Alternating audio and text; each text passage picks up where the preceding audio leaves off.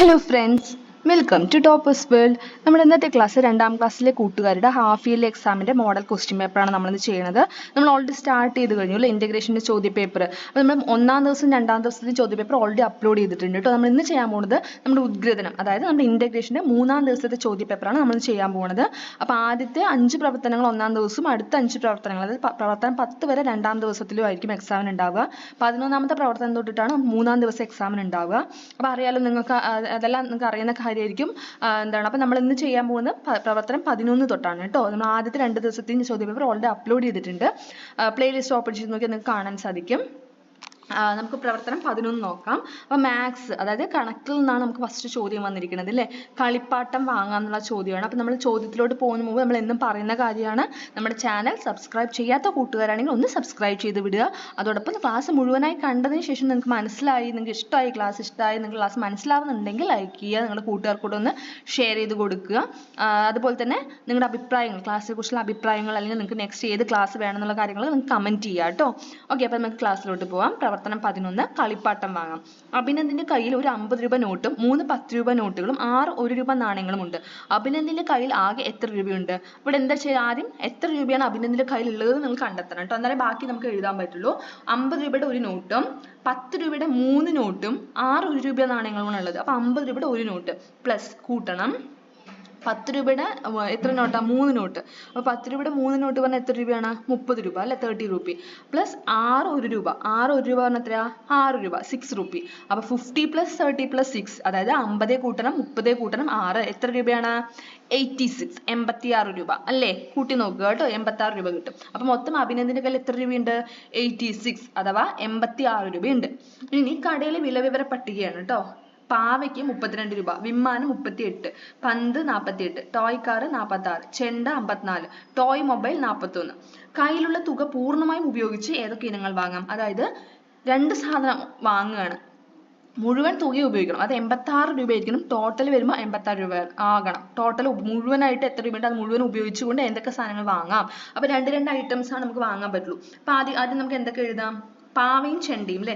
പാവയ്ക്ക് 32 രൂപ, ചെണ്ടയ്ക്ക് എത്രയാ? 54 രൂപ. അപ്പൊ 32ഉം 54ഉം കൂട്ടി നോക്കൂ, ഉത്തരം എത്ര വരിക? 86 കിട്ടുന്നുണ്ടോ? അതെ. അടുത്ത നമുക്ക് എന്ത് എഴുതാം? വിമ്മാനം പന്ത്. വിമ്മാനത്തിന് 38 രൂപയും പന്തിന് 48 രൂപയും. 38 48 കൂട്ടുമ്പോൾ 86 കിട്ടുന്നുണ്ടോ? കിട്ടുന്നുണ്ട് അല്ലേ. അതെ, 38ഉം 48ഉം കൂട്ടുമ്പോൾ കിട്ടുന്നുണ്ടോ? 86 കിട്ടി. അപ്പൊ നമുക്ക് ഇതുപോലെ വേറെ ഏതൊക്കെ സാധനങ്ങൾ, 2 ഇനങ്ങൾ വാങ്ങാം, 2 ഇനങ്ങളും കൂടെ കൂട്ടുമ്പോൾ എന്ത് വരണം? മൊത്തം 86 രൂപയും വരണം.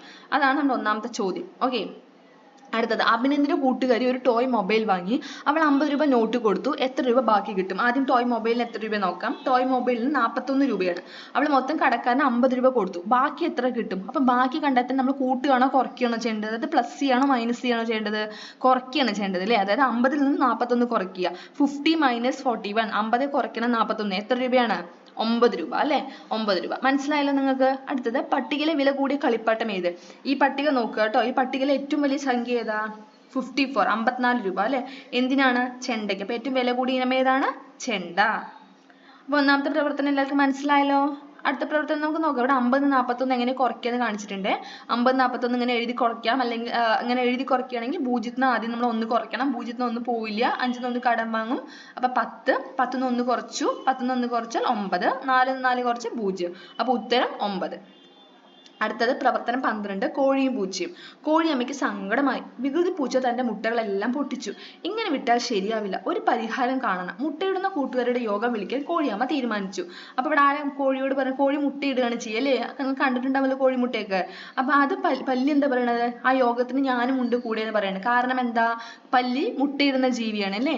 ജീവികളെ അവയുടെ പ്രജനന രീതിക്ക് അനുസരിച്ച് പട്ടികപ്പെടുത്തുക. എന്ന് വെച്ചാൽ പ്രജനന രീതി എന്ന് വെച്ചാൽ, അതായത് കുഞ്ഞുങ്ങൾ എങ്ങനെയുണ്ടാവുക? ഇപ്പൊ കോഴിക്കാണ് മുട്ടയിടുന്നതാണ് അല്ലേ. എന്നാൽ പൂച്ചയ്ക്ക് എങ്ങനെയായിരിക്കും? പ്രസവിക്കുന്ന ജീവിയാണ് അല്ലേ. പൂച്ച കുഞ്ഞുങ്ങളെ കണ്ടിട്ടില്ലേ നിങ്ങൾ? പൂച്ച മുട്ടയിടുകയാണോ ചെയ്യുക? അല്ല, പ്രസവിക്കുകയാണ് അല്ലേ. അപ്പൊ അങ്ങനെ ജീവികളെ അതിന്റെ പ്രജനന രീതിക്ക് അനുസരിച്ച് പട്ടികപ്പെടുത്തുക വെച്ചാൽ മുട്ടയിടുന്ന ജീവികളും പ്രസവിക്കുന്ന ജീവികൾ, ഇങ്ങനെയാണ് തരംതിരിക്കാൻ പറയുന്നത്. അപ്പൊ നമുക്ക് മുട്ടയിടുന്ന ജീവികളെ നമുക്ക് എന്തൊക്കെ എഴുതാം? കോഴി, താറാവ്, പല്ലി, കാക്ക, പ്രാവ്, ഒരുപാടുണ്ട് ട്ടോ. അപ്പം നിങ്ങൾക്ക് അറിയുന്ന മുട്ടയിടുന്ന ജീവികളുടെ പേരാണ് ആദ്യ കോളത്തിൽ എഴുതേണ്ടത്. അടുത്ത കോളത്തിൽ പ്രസവിക്കുന്ന ജീവികളുടെ പേര് എഴുതുക. പൂച്ച, നായ, പശു, ആട്, ആന, ഇതൊക്കെ നമുക്ക് പ്രസവിക്കുന്ന ജീവികളുടെ പട്ടികയിൽ എഴുതാം. മനസ്സിലായല്ലോ? അടുത്തത് 13ാമത്തെ പ്രവർത്തനം ഇലത്തോണിയിൽ. ചിത്രം നോക്കൂ. എന്താണ്? കുഞ്ഞുറുമ്പ് കാൽ തെറ്റി പുഴയിൽ വീണു. രണ്ടാമത്തെ ചിത്രം മരത്തിലിരുന്ന കിളി ഇല കൊത്തി വെള്ളത്തിലിട്ടു. മൂന്നാമത്തെ ചിത്രം ഇലത്തോണിയിൽ കയറി ഉറുമ്പ് കര പറ്റി. വീട്ടിലെത്തിയ കുഞ്ഞുറുമ്പ് അച്ഛനോടും അമ്മയോടും ഈ കാര്യങ്ങൾ പറഞ്ഞു. അവർ തമ്മിലുള്ള സംഭാഷണം എഴുതൂ. സംഭാഷണമാണ്. ആരൊക്കെ തമ്മിലാണ്? കുഞ്ഞുറുമ്പും അമ്മയും അച്ഛനും തമ്മിലുള്ള സംഭാഷണമാണ് എഴുതേണ്ടത്. വിവരം ഇവിടെ കൊടുത്തിട്ടുണ്ട്, എന്താണ് സംഭവം എന്നുള്ളത്. അപ്പൊ നമുക്ക് എഴുതാം. ഓക്കെ. കുഞ്ഞുറുമ്പ് പറയാനുണ്ട്. കുഞ്ഞുറുമ്പ് വെള്ളത്തിൽ വീണു, ഒരു കിളി ഇല കൊത്തിയിട്ടു, ആ ഇലയിൽ കയറി കുഞ്ഞുറുമ്പ് രക്ഷപ്പെട്ടു. ആ കാര്യം കുഞ്ഞുറുമ്പ് വീട്ടിൽ വന്ന് അമ്മയോട് അച്ഛനോട് പറയാണ് കേട്ടോ. അപ്പൊ കുഞ്ഞുറുമ്പ് പറയാണ്, അമ്മേ, ഇന്ന് ഞാൻ വീട്ടിലേക്ക് വരുന്ന വഴി കാൽ തെറ്റി പുഴയിൽ വീണു. അമ്മ, അയ്യോ, എന്നിട്ട് നിന്നെ ആരാ രക്ഷിച്ചത് കുഞ്ഞുറുമ്പ്. കുഞ്ഞാന്ന് പറഞ്ഞാൽ കുഞ്ഞുറുമ്പിനെ സ്നേഹത്തോടെ വിളിക്കുകയാണ് കേട്ടോ. കുഞ്ഞുറുമ്പ്, മരത്തിലിരുന്ന ഒരു കിളി ഇല കൊത്തി വെള്ളത്തിലിട്ടു. ആ ഇലത്തോണിയിൽ കയറി ഞാൻ കരയ്ക്ക് കയറി. അച്ഛൻ, ദൈവം നമ്മുടെ കുഞ്ഞിനെ കാത്തു. കുഞ്ഞാ, പുഴയോരത്ത് കൂടി ഒരിക്കലും പോകരുത്. അത് അപകടമാണെന്ന് നിനക്ക് ഇപ്പോൾ ഇപ്പോൾ എന്നാണ് കേട്ടോ ഈ ആക്കുക. എ അല്ലാട്ടോ, ഇത് നമ്മൾ ടൈപ്പിംഗ് മിസ്റ്റേക്ക് ആണ്. ഈ ആക്കുക. എന്താ ഇവിടെ പറയണത്? മനസ്സിലായില്ലേ കുഞ്ഞാന്നാണ് അല്ലേ? മനസ്സിലായില്ലേ എന്ന് ചോദിക്കണം. ആരാ പറയണത്? അച്ഛൻ പറയാനല്ലേ. ഇത് നിനക്ക് ഇപ്പോൾ മനസ്സിലായില്ലേ? അപ്പൊ കുഞ്ഞുറുമ്പ് എന്ത് പറഞ്ഞു? മനസ്സിലായി അച്ഛാ, ഇനി ഞാൻ അങ്ങനെ ചെയ്യില്ല. അപ്പൊ എന്താ പറയണ കുഞ്ഞുറുമ്പ്? എന്താ പറഞ്ഞ? അമ്മേ, ഇന്ന് ഞാൻ വീട്ടിലേക്ക് വരുന്ന വഴി കാൽ തെറ്റി പുഴയിൽ വീണു. അമ്മ, അയ്യോ, എന്നിട്ട് നിന്നെ ആരാ രക്ഷിച്ചത് കുഞ്ഞുറുമ്പ്, മരത്തിലിരുന്ന കിളി ഇല കൊത്തി വെള്ളത്തിലിട്ടു. ആ ഇലത്തോണിയിൽ കയറി ഞാൻ കരയ്ക്ക് കയറി. അച്ഛൻ, ദൈവം നമ്മുടെ കുഞ്ഞിനെ കാത്തു. കുഞ്ഞാ, പുഴയോരത്ത് കൂടി ഒരിക്കലും പോകരുത്. അത് അപകടമാണെന്ന് നിനക്ക് ഇപ്പോൾ മനസ്സിലായില്ലേ? കുഞ്ഞുറുമ്പ്, മനസ്സിലായി അച്ഛാ, ഇനി ഞാൻ അങ്ങനെ ചെയ്യില്ല. കണ്ടോ? ഒരു ചെറിയൊരു സംഭാഷണമാണ് എഴുതിയിരിക്കുന്നത്. അപ്പൊ സംഭാഷണമൊക്കെ എഴുതാൻ നമുക്ക് എക്സാമിന് വരും കേട്ടോ. നമ്മൾ 1ാം ക്ലാസ്സിൽ വന്ന പോലത്തെ ചോദ്യങ്ങളായിരിക്കില്ല വരിക. സംഭാഷണം, ഡയറി പോലത്തെ ചോദ്യങ്ങളൊക്കെ വരും.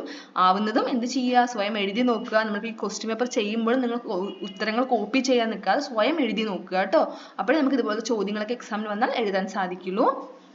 ഇവിടെ പ്രവർത്തനം 14 ക്വസ്റ്റ്യൻ പേപ്പർ അത്ര ക്ലിയർ അല്ല അല്ലേ? ഞാൻ വായിക്കാം, നിങ്ങൾ ശ്രദ്ധിക്കൂ. കേമനാരെന്നാണ് ചോദ്യം. താഴെ ഇഴഞ്ഞു നീങ്ങുന്ന ആമയെ കണ്ട് പരുന്ത് പറന്നിറങ്ങി. പരുന്തിനെ കണ്ടതും ആമ തലയും കാലുകളും അകത്തേക്ക് വലിച്ചു. ആമയുടെ മറ്റു ചില പ്രത്യേകതകൾ വായിച്ചു നോക്കൂ. നിങ്ങൾ കണ്ടിട്ടുണ്ടാവുമല്ലോ ആമയെ, അല്ലേ? തീർച്ചയായിട്ടും എല്ലാവരും കണ്ടിട്ടുണ്ടാവും. കാണാത്തവരുണ്ടെങ്കിൽ നമ്മൾ ഇതിന് ചിത്രമൊക്കെ നമുക്ക് സെർച്ച് ചെയ്ത് നമുക്ക് കാണുമല്ലോ, അല്ല? വീഡിയോയൊക്കെ നമുക്ക് കാണാൻ സാധിക്കും. അപ്പൊ ആമയുടെ പ്രത്യേകതയാണ് ഇവിടെ ചോദിച്ചിരിക്കുന്നത്. അപ്പൊ അതിവിടെ എഴുതിയിട്ടുണ്ട് ഓൾറെഡി. ഇപ്പോൾ ആമയ്ക്കാണ് എന്താ പ്രത്യേകത? അതിന്റെ ശത്രുക്കളാണെന്ന് തോന്നുകയാണെങ്കിൽ കൈയും കാലുകളൊക്കെ ഉള്ളിലേക്ക് വലിച്ച് അതിന്റെ തോട് മാത്രമായിരിക്കും, അല്ലേ? നമുക്ക് കാണുമ്പോൾ ഒരു കല്ല് പോലെ തോന്നും. അങ്ങനെ ശത്രുക്കളിൽ നിന്ന് രക്ഷപ്പെടാനുള്ള ഒരു മാർഗ്ഗമുണ്ട്. അപ്പൊ ആമയുടെ പ്രത്യേകതകളാണ് ഇവിടെ എഴുതിയിരിക്കുന്നത്. എനിക്ക് കട്ടിയുള്ള പുറന്തോടുണ്ട്. ഞാൻ കരയിലും വെള്ളത്തിലും സഞ്ചരിക്കും. സസ്യങ്ങളും ചെറു ജീവികളുമാണ് എൻ്റെ ആഹാരം. ഞാൻ കുറേ കാലം ജീവിക്കും. ഒരുപാട് ആയുസ്സുള്ള ജീവിയാണ് കേട്ടോ ആമ. മുട്ടയിടുന്ന ജീവിയാണ് ഞാൻ. മനസ്സിലായല്ലോ?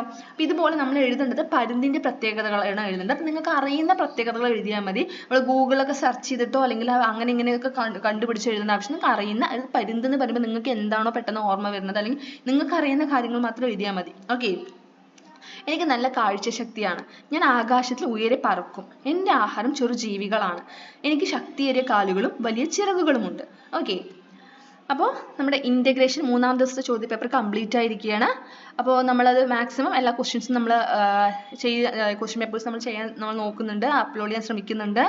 ഇംഗ്ലീഷിൻ്റെ ക്വസ്റ്റ്യൻ പേപ്പറൊക്കെ നമ്മൾ അപ്ലോഡ് ചെയ്തിട്ടുണ്ട് കേട്ടോ. ഈ മോഡൽ ക്വസ്റ്റ്യൻ പേപ്പർ എന്തായാലും ചെയ്തു പോകാൻ നിങ്ങൾക്ക് അത് എക്സാമിന് ഒരുപാട് സഹായമാവും. നിങ്ങൾക്ക് ഫുൾ മാർക്ക് കിട്ടാൻ സഹായമാവും. എല്ലാം നന്നായി ഇതിന് എക്സാം എഴുതുക. നമ്മുടെ ടോപ്പേഴ്സ് വേൾഡിലെ എല്ലാ കൂട്ടുകാർക്കും ഓൾ ദ ബെസ്റ്റ്. നന്നായി എക്സാം എഴുതുക കേട്ടോ. അപ്പോൾ നമ്മൾ എക്സാം നിങ്ങൾക്ക് ഇപ്പം നടന്നുകൊണ്ടിരിക്കുന്ന എക്സാമിൻ്റെ ചോദ്യപേപ്പർ നമ്മൾ അപ്ലോഡ് ചെയ്യുന്നതായിരിക്കും. ആഫ്റ്റർ നിങ്ങൾക്ക് ചോദ്യപേപ്പറൊക്കെ കിട്ടിയ ഉത്തരപേപ്പറൊക്കെ കിട്ടുന്നതിന് ശേഷം നമുക്ക് അപ്ലോഡ് ചെയ്യുന്നതായിരിക്കും. അപ്പോൾ ഇന്നത്തെ ക്ലാസ് ഇഷ്ടമാണെങ്കിൽ ലൈക്ക് ചെയ്യുക, നമ്മുടെ കൂട്ടുകാർക്ക് ഷെയർ ചെയ്യുക. നമ്മൾ വീണ്ടും ഓർമ്മപ്പെടുത്തുകയാണ്, നമ്മുടെ ചാനൽ എന്ത് ചെയ്യണം? ഒന്ന് സബ്സ്ക്രൈബ് ചെയ്ത് വിടുക കേട്ടോ. താങ്ക്